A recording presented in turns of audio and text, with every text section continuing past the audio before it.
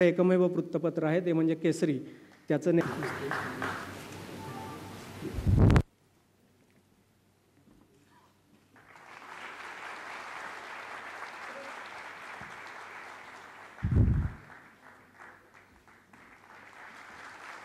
विशेषतः महाराष्ट्रातला आपण विदर्भ बघितला, मराठवाडा बघितला, काही भाग आपल्या उत्तर महाराष्ट्राचा बघितला, तर या सगळ्या भागामध्ये खरीपामध्ये शेतीखालची जमीन आणि रबीमध्ये शेतीखालची जमीन याच्यामध्ये खूप मोठं अंतर आहे. खरीपापेक्षा केवळ 25% लागवड ही रबीमध्ये होते.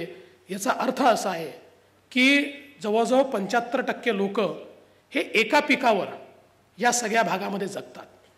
आणि याचं कारण आहे की सिंचनाच्या सोयी आपण करू शकलो नाही.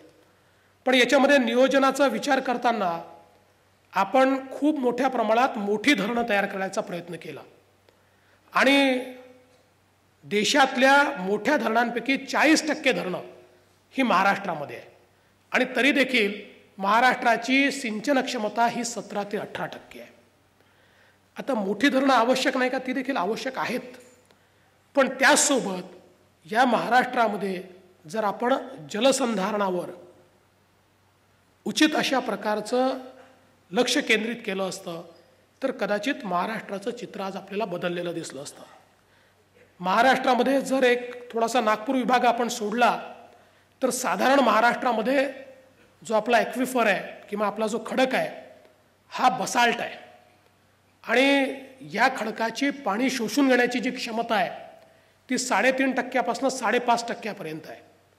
आणि त्याचवेळी जर पोर्ट लेट डेव्हलपमेंट जी असते ती मोठ्या प्रमाणात तुमच्या GDP ग्रोथमध्ये भर टाकत असते. आणि जगामधल्या प्रगत देशांच्या प्रगतीमध्ये सगळ्यात मोठा वाटा कोणाचा आहे तर आपण बघितलं असेल तर त्यांचा व्यापार हा 60% 80% समुद्राच्या मार्गाने होतो.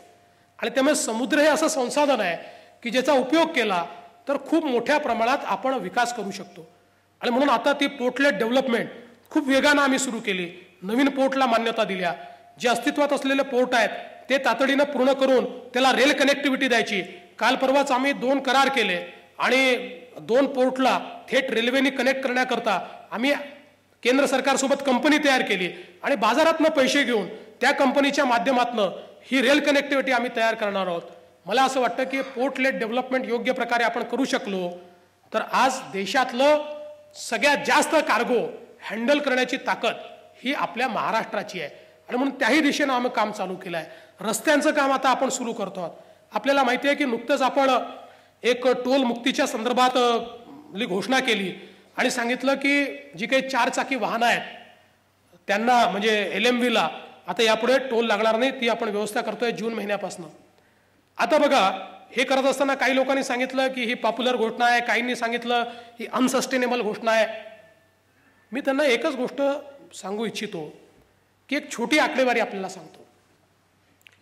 PWDच्या 38 टोल वर समजा जर आम्ही त्या ठिकाणी टोल मुक्त केलं तर आम्हाला आमच्या बजेटमधनं किती पैसा द्यावा लागेल? 169 कोटी रुपये.